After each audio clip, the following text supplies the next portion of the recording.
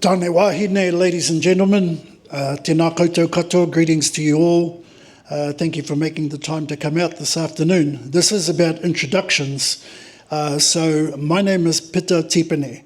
I'm running for the Northland Regional Council in the Te Raki ward, which is the whole of Northland, along with Arama and Tui. I was born and raised in a small community about 50 kilometres north of here called Mototau. If you don't know where Mototau is, it's next to Matawaia.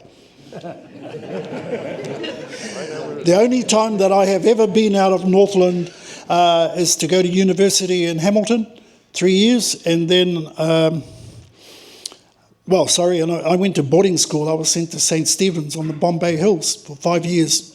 But otherwise, I've been here ever since.